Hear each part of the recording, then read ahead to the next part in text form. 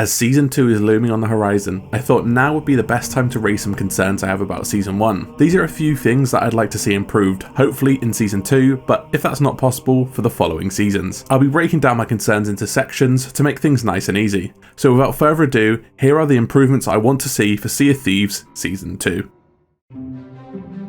This was one of the more glaring issues for Season 1, and I'll be frank, the Plunder Pass and Season Pass just aren't good in its current form.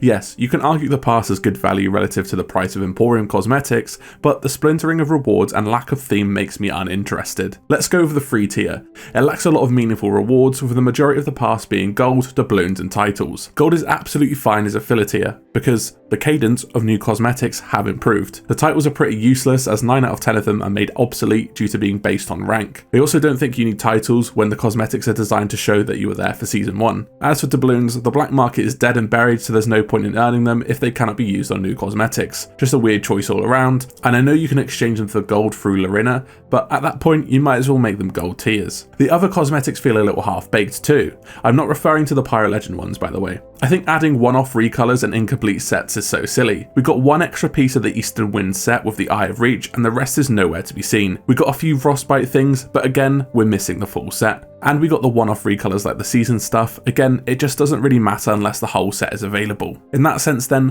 what I propose is that the free tier has one of two complete sets, with a lower tier set from 1 to 50 and another set from 51 to 100. Each set has 35 pieces, freeing up 30 tiers for gold and other things.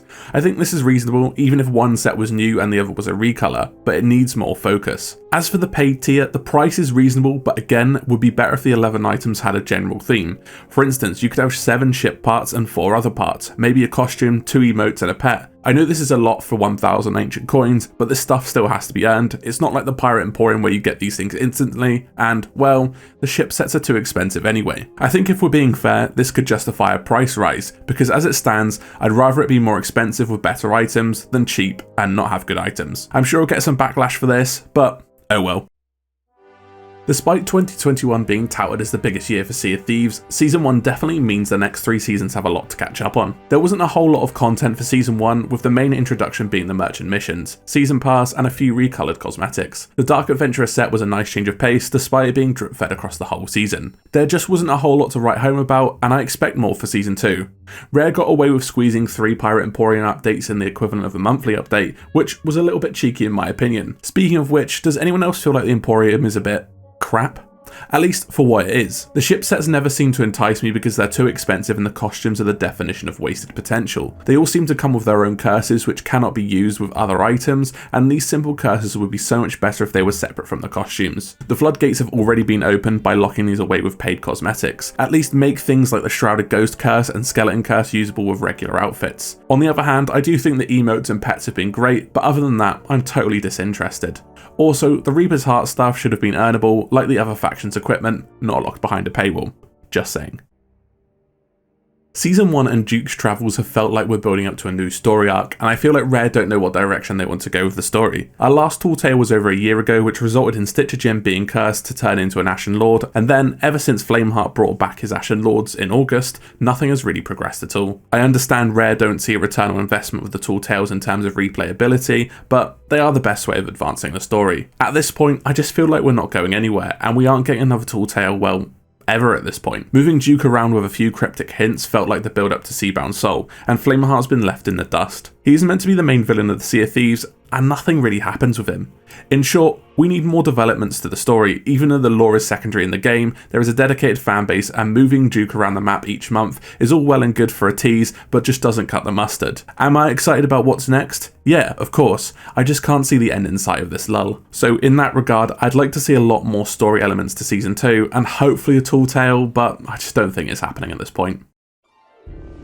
Events is something I would call a worse version of Build Your Adventures, and they've been really disappointing for the most part. We've had the Order of Souls event in which we just had to complete Order of Souls tasks, the Gold Vault event which we had to just sell Gold Hoarder stuff, and the Festival of Fishing which was a worse version of fishing, just more restrictive. I get the whole idea is to reward us for things we're already doing, but isn't that what the Season Pass is for? Rare could make some really wild subtle changes. Like for instance, why not make events change the way we behave, and I'm just spitballing here, do things like change the loot for a vault for Order of Souls stuff, stuff, where you have to beat skeleton captains to get the map fragments, or increase the spawn rate of Reaper's bounties and their value to encourage people to fight over them. There is so much they can do, and they should reflect what the Build Rat adventures were if Rare is going to use them to pad out their seasons after the initial content drop. If you didn't know, Build Rat adventures were small events that lasted around 2 weeks in between the larger updates in the first year. These would often introduce new activities, voyages, or even mechanics to the game, and looking back on them, they are actually pretty good. Mermaid statues, keg skeletons, cursed cannibals, the Reaper flag, and the Flames of Fate were all introduced through these events, with many combinations to boot and a handful of exclusive rewards. The face paint I'm using now, called Skull, was exclusive to the Festival of the Damned event in the first year. It's just a shame the events have been so lackluster in comparison to these, and as much as I thought they were crap, Sea of Thieves required more content back in the day, but in the context of Sea of Thieves now, they would really be a great little addition. As much as I played Season 1 a whole lot, maxed out the pass and leveled my Merchant and Gold Hoarder to 75, this was purely from my passion about the game and the renewed interest in it since the channel has been doing really well. I think it's still important to be critical about something you enjoy, because it can make something even better in the long run. I at least hope Rare see my videos and take what I've said into consideration. Altogether, Season 1 wasn't bad for a first attempt, but the system still needs refining for me to be fully convinced. I just don't think it was all that great for a 3-month update. The extra cosmetics, even if they were recolors, were much better than the whole of 2021, so to be honest, I'm quite thankful for that, Rare. And on that note, congratulations for your recent BAFTA for Best Evolving Game. The team at Rare genuinely deserve the award, and it's nice to see the game recognised for the amazing last 3 years. I'm greatly looking forward to seeing what Rare brings to the table with Season 2, and cannot wait to make content regarding this. Oh, and if you're interested, I still have a giveaway going to celebrate 5k on my Man of War video, so give that a watch if you're interested. It closes on the 1st of April. So, there we go. I just wanted to share my feedback and improvements I want to see for Season 2 based on Season 1's offerings. What do you think should be improved in Season 2? Let me know down in the comments. Also, if you made it this far and enjoyed the video, drop a like and subscribe. We're aiming for 10k subscribers and I need you guys to help me out. And as always, I'll see you in the next video.